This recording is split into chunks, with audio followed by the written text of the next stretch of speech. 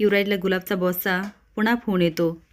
तो आवाज बदलून बोलत असल्यामुळे युवराजला खूप हसायला येतं आणि तो असा काही बोलून जातो की कौशिकी अडकते. माधवने ठेवलेल्या लिमलेटच्या गोळ्या सुमी आता तारिणीला देते. तारिणी एवढी खुश होते की तिला मिठी मारते.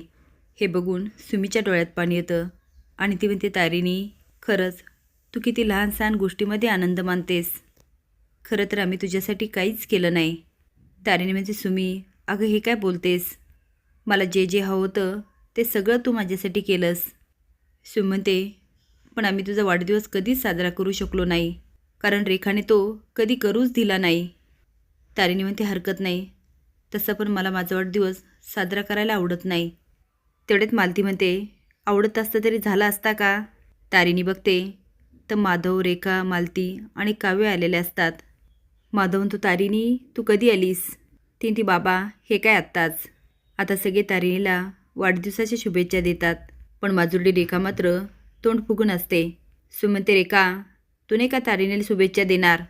तारिणी म्हणते, जाऊ दे ग सुमी, आणि म्हणते, मी निघते.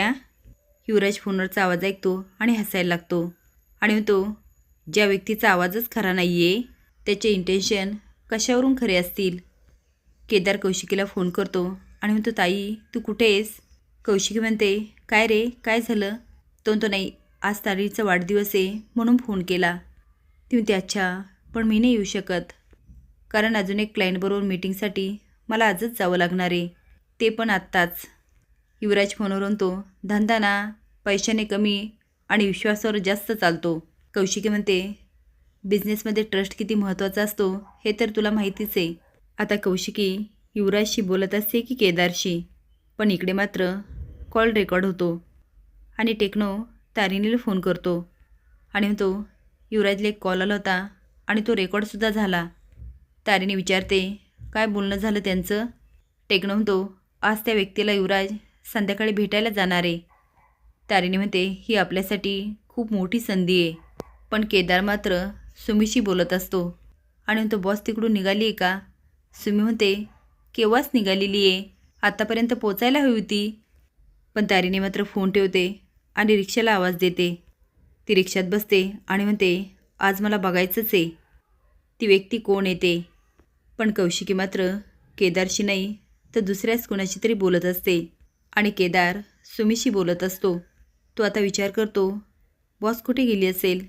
तो आता वाढदिवसाची जय्यत तयारी करतो आणि सगळेजणं तारिणीची वाट बघत असतात, पण काही केल्या तारिणी काय येत नाही. केदार तिला फोन करतो, पण तारिणी फोनही उचलत नाही. तो आता टेक्नोला फोन करतो आणि त्याच्याकडून बातमी कळते. दया म्हणतो, केदार, कुठे तारिणी? तो म्हणतो, बाबा, येईलच आत्ता. तुम्हाला काय वाटतं, युवराजची बॉस कौशिकी असेल का? आणि ती घरात नसून युवराजवर कोण लक्ष ठेवतं? जे तर म्हणते, गुड मॉर्निंग. सगळे तिच्याकडे बघायला लागतात. ते म्हणते, काय झालं, कॉल रेकॉर्ड काढले ना? ती सगळ्यांकडे बघत म्हणते, टेक्नो म्हणतो, येस मॅम. ती म्हणते, वा, हे काम मला आवडलं, चल दे. आता टेक्नो देतो. जे बघते, पण त्यामधून तिच्या हाती काहीच लागत नाही. ती आता आश्चर्य व्यक्त करते, म्हणजे पद्मिनी खांडेकर, युवराज खांडेकर, दया खांडेकर आणि कौशिकी खांडेकर यांच्याकडून काहीच सापडलं नाही, असं कसं होऊ शकतं? टेक्नो म्हणतो, माहीत नाही मॅम. फते म्हणते, मॅम, मला असं वाटतं ह्या सगळ्यामधून कुणीच नसेल, गुलाबचा बॉस वेगळाच कुणीतरी आहे. जे आता विचारात पडते, कोण असेल? तुम्हाला काय वाटतं, गुलाबचा बॉस कोण असेल? हे कमेंट बॉक्समध्ये नक्की सांगा. नवीन अपडेट जाण्यासाठी लाईक आणि सबस्क्राईब करा. धन्यवाद.